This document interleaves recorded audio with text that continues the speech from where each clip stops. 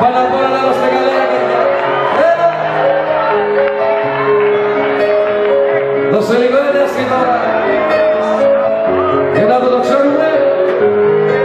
Έτσι.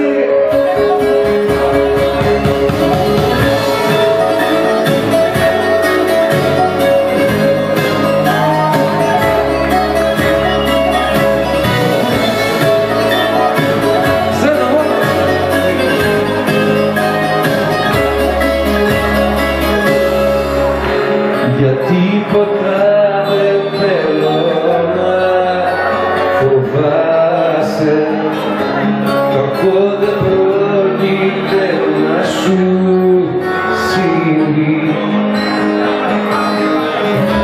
Θα θέλεις δίπλα σου εγώ να είμαι, μη σε νοιάζει τίποτα.